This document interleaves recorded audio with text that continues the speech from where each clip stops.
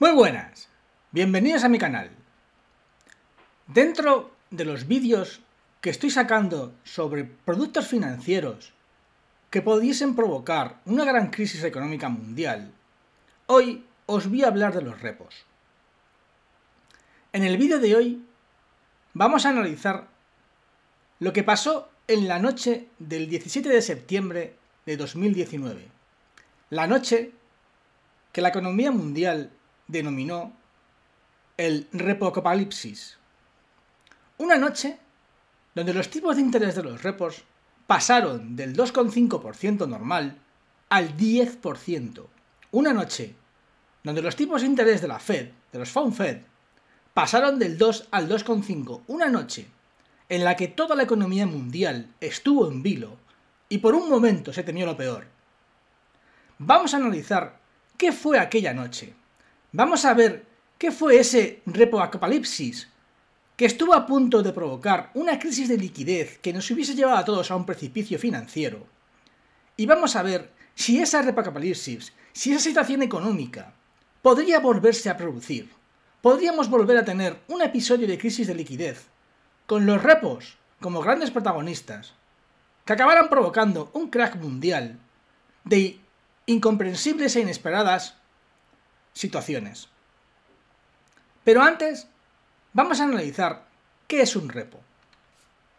Bien, para que podáis entender qué son los repos, vamos a hacer un sencillo ejemplo. Imaginad que tenéis un reloj de oro y queréis empeñarlo. Acudís a la caja de empeños o acudís al banco y dais vuestro reloj de oro. Al cambio, la casa de empeños o el banco os ofrece 1.000 euros con un interés del 4%. ¿Vale? Pasado ese tiempo, yo devuelvo los 1.000 euros más el interés. Devuelvo 1.040 euros. Y obtengo a cambio mi reloj. Hasta ahí, algo muy sencillo de entender. Un préstamo normal. Algo que más de uno habrá hecho alguna vez en su vida. Pues esto, señores, es un repo. La única diferencia es que en vez de un reloj de oro en los repos, lo que se suele dar es un bono. Suele ser un bono a 10 años de máxima categoría.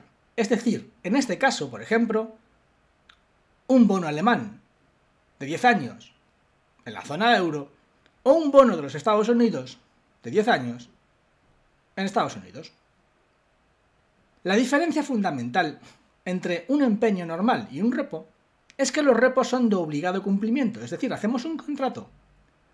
Nosotros damos nuestro título de deuda, nuestro bono, a cambio nos dan nuestros 1.000 euros, pero nos comprometemos que en un determinado tiempo devolveremos esos 1.000 euros más unos intereses. Estamos obligados a devolverlos. Los repos son la fórmula que el sistema económico mundial utiliza para obtener liquidez. Y suelen ser acciones de un solo día. Es decir, normalmente las empresas lo que hacen es que se financian de esta manera. Cogen sus títulos de deuda, los empeñan en una entidad financiera, obtienen su dinero, hacen sus operaciones económicas, sus operaciones comerciales, terminan y devuelven el dinero más unos intereses y recuperan sus títulos de deuda. Esto es una forma muy normal de operar. Pero, ¿cuál es el interés que normalmente prestan las entidades? Pues suele ser el interés al que esté el bono de más categoría o de más calidad en ese instante. Es decir, en el caso de Europa sería el bono alemán y sería el 2,7. En el caso de Estados Unidos sería el bono americano y sería casi el 4%. Pero, ¿qué pasa si los intereses de los repos suben mucho? Si las entidades financieras piden unos intereses muy grandes, las empresas no podrán financiarse, las empresas no podrán obtener liquidez. Si no pueden obtener liquidez, no pueden comprar acciones. Si no pueden comprar acciones, se ejecutarían los margin call y toda la bolsa económica mundial se vendría abajo. Este, señores, es el peligro que se enfrentó el mundo el 17 de septiembre de 2019, en el que se denominó Repo Apocalipsis. Para que podáis entender lo que pasó aquella noche, lo podéis ver en esta gráfica. En una sola noche, los tipos pasaron del 2 al 10%. Es como si en una sola noche el Euribor pasara del 3,7 al 11%. Imaginaros que una noche pensáis que vuestra hipoteca la vais a pagar a 500 euros y la noche siguiente os levantáis y vuestra hipoteca vale 1.500 euros. Pues eso fue lo que les ocurrió a las entidades financieras aquel 17 de septiembre. Ahora vamos a centrarnos y vamos a explicar qué fue el Repo Apocalipsis. Para que lo podáis entender de forma muy sencilla, voy a ir explicándolo paso a paso. Lo que ocurrió fue que el Tesoro de los Estados Unidos emitió deuda por un valor mayor o parecido a 20.000 millones de dólares. Bien, su principal comprador de deuda son los primary dealers. Los primary dealers lo tenéis que entender como una especie de gestor. Vale. Para que podáis entenderlo más fácil, imaginad un ejemplo. Imaginad que vosotros sois los encargados de montar una fiesta en vuestra empresa. Imaginad que vuestra empresa es enorme, y necesita 20.000 latas de cerveza. Imaginad que vuestro jefe os dice que te tienes que encargar de encontrar 20.000 latas de cerveza. En ese caso, lo primero que harías es ir a un supermercado. Irías a un centro comercial, a un gran centro comercial, y buscarías latas de cerveza. Bien, eso fue lo que hicieron los primary dealers. Los primary dealers fueron a donde siempre iban, a sus compradores de deuda. Intentaron ir al sector no bancario para que les compraran sus 20.000 millones de deuda. Lo que ocurrió es que el sector bancario al principio le compró deuda, pero después se quedó seco y no pudo comprarle más deuda.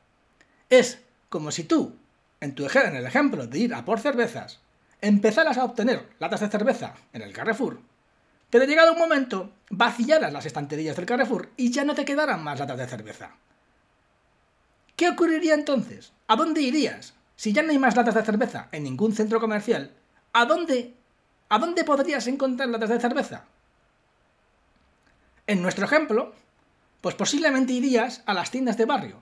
Dirías, bueno, si no hay lata de cerveza en el Carrefour, si no hay en el Alcampo, si no hay en ningún sitio, me voy al chino del barrio, me voy al bazar del barrio. Pues esto hicieron los primary dealers. Los primary dealers no encontraban compradores de deuda en el sector no bancario, así que decidieron ir al sector un poquito más oscuro, al sector repo. Por eso, acudieron rápidamente a los repos. Y ocurrió lo mismo que con el centro comercial. Al principio, los repos le dieron la financiación, le dieron el dinero al primary dealers. En nuestro ejemplo, nuestro comprador de cerveza iría a los bazares, iría a los chinos y los iría vaciando a los chinos de cerveza. Pero llegó un momento en que los chinos se darían cuenta, o los bazares se darían cuenta, que había escasez de cerveza y subirían el precio de la cerveza. Lo mismo le pasó a los primary dealers con los repos. A medida que los repos iban quedando sin dinero, a medida que iban agotando las existencias en los repos subieron los tipos de interés. Igual que haría un bazar y subiría el precio de la cerveza, hicieron los repos.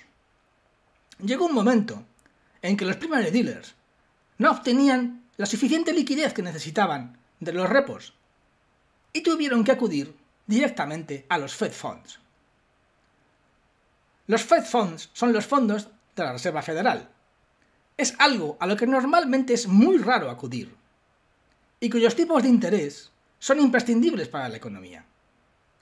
De hecho, acudir a los Fed Funds provocó que estos Fed Funds pasaran del 2% al 2,5%, y aquello hizo saltar todas las alarmas en todo el sistema financiero de los Estados Unidos. En nuestro ejemplo, es como si después de agotar las cervezas de los supermercados, después de agotar las cervezas de todos los bazares de nuestro barrio, fuéramos directamente a las fábricas de cerveza a por la cerveza.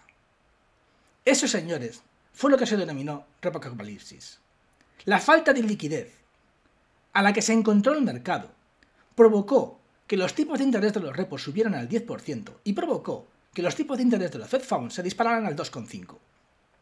Aquello saltó todas las alarmas del sistema y la Reserva Federal de los Estados Unidos acudió rápidamente a inyectar 75.000 millones de dólares diarios. Todos los días inyectaban 75.000 millones de dólares comprando repos, abasteciendo a nuestros bazares, impidiendo que cundiera el pánico y que la gente se quedara sin cerveza. Para que podáis ver qué pasó, fijaros la anomalía de aquella noche, cómo los Fed Funds pasaron del 2% a casi el 2,5% en solo una noche. En solo una noche. Fijaros en esta gráfica. Hasta esa noche, la actuación de la Fed era bajar el balance. Llevaban meses, llevaban un año bajando el balance. Aquella noche lo cambió todo y provocó que la Fed pasara de bajar el balance a subirlo, y a subirlo con una fuerza que jamás había visto. Fijaros en esta gráfica. Aquí podéis ver la relación minimétrica que hay entre la liquidez y las acciones en el S&P 500. Como podéis ver, si no hay liquidez, el S&P 500 baja. Si hay liquidez, el S&P 500 sube. Esta es la razón por la que la Fed acudió rápidamente y compró todos los repos que hicieran falta para impedir que el mercado se secara. Si los repos se secan, el mercado se seca. Y si se seca el mercado, las acciones caen en picado. Es por eso que los repos son tan brutalmente importantes. Aquí lo vais a ver mucho mejor. Fijaros en esta gráfica cómo el balance del Banco Federal, después de quedar en plano e ir bajando, subió y después pegó un subidón brutal con la pandemia. Aquella noche de los repos, el apocalipsis provocó un gran problema en la economía mundial. Un problema que fue subsanado gracias a la pandemia, ya que la inyección de dinero que provocó la pandemia cubrió por completo lo que pasó aquel 17 de septiembre de 2019. Pero, ¿podría esto volver a suceder? ¿Podríamos encontrarnos una noche con la que los repos volvieron a pegar un subidón? Fijaros en una cosa. Aquella noche los repos estaban al torno al 1,7, ya que el bono de los Estados Unidos estaba en 1,7. Si esto sucediese ahora, no partiríamos de 1,7, partiríamos de 4, lo cual quiere decir que la situación sería mucho más explosiva. Si aquella noche se multiplicó por 5 los tipos de interés, imaginad una multiplicación por 5 de los tipos de interés actuales, es decir, nos iríamos al 20%. Eso prácticamente dejaría seco a todo el sistema. Es cierto que muchos me diréis y me argumentaréis que no tengo por qué preocuparme, que la Fed volverá a hacer lo mismo, volverá a inyectar un montón de dinero y volvería a salvar el sistema. Es posible, pero tened una cosa en cuenta. El balance actual es el doble del que había en 2019, por lo cual la situación en la que quedarían los bancos centrales en caso de que tuvieran que acudir al rescate del mercado repo sería muy complicada. Aquí lo podéis ver fácilmente. Podéis ver cómo han ido subiendo la cantidad de dinero del balance del Banco Federal a medida que han pasado las crisis. Fijaros que en la crisis de 2008 apenas era 2 trillones de dólares lo que tenía el balance. Que después, en la crisis repo, apenas había unos 4 trillones. Pero es que ahora, después de la pandemia y después de todo lo que ha pasado, ahora tenemos 9 trillones de dólares. Es decir, estamos prácticamente a 3,5 veces lo que había en la crisis de 2008. Y 9 veces, por ejemplo, lo que había en 2007. La cantidad de liquidez de ahora es 9 veces la que había en 2007. Es brutal. Una crisis de liquidez ahora mismo podría acabar destruyendo toda la economía mundial. Pero, ¿está volviendo a suceder? ¿Estamos otra vez en una situación de bajada de los balances como ocurrió en 2019? Efectivamente, ahí lo podéis ver en la gráfica. El Banco Central Europeo y la Fed están bajando la liquidez. No les queda otra. con los tipos de interés tan altos, tienen que bajar sus activos y la única forma es dejando vencer deuda, tal como ocurrió en 2019, que frenaron y secaron el sistema de liquidez, acabando provocando el repo apocalipsis. ¿Por qué baja el balance de los bancos centrales? ¿Por qué quitan liquidez? Por esta gráfica. Esta gráfica la puse en otro de mis vídeos. Como podéis ver, los bancos centrales ahora mismo son deficitarios. Ahora mismo sus activos generan muchísimo menos dinero que su pasivo, lo cual provoca que acaben en números rojos, en el caso del Banco Central Europeo, unos números rojos de 1.500 millones en 2022 y que serán de 8.800 millones en 2023. Los bancos centrales están obligados a bajar a sus balances. Si se produce una crisis de liquidez, si volvemos a un repo apocalipsis y los bancos centrales tienen que volver a subir sus activos, esta situación sería aún más grave.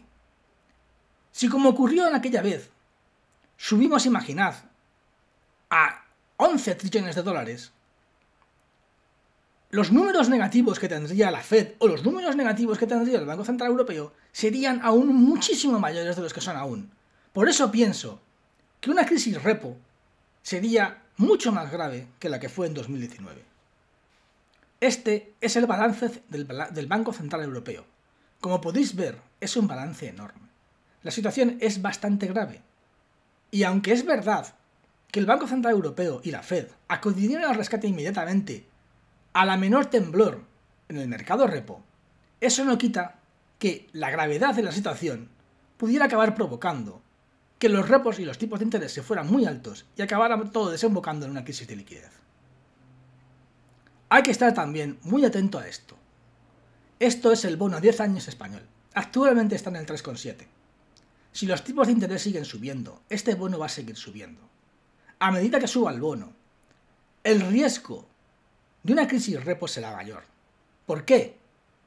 Porque los repos se cambian al valor del bono americano o el bono alemán. Si el bono americano o el bono alemán están muy altos, la posibilidad de obtener liquidez a través de repos será cada vez menor y el mercado se irá secando. Con lo cual, la posibilidad de que tengamos otra crisis repo será mucho más posible. Bueno, espero hayas entendido que fue una crisis repo, hayas entendido el peligro que se enfrenta al sistema en caso de que se vuelva a repetir, y hayas entendido la delicada situación en la que nos encontramos a medida que los tipos de interés sigan subiendo, provocando una escasez de liquidez en el mercado, y haciendo cada vez más posible que esta pesadilla que el mercado ha llamado repo apocalipsis pueda una noche volver a ser real. Espero te haya gustado mi vídeo. Y recuerda, el que busca la verdad corre el riesgo de encontrarla.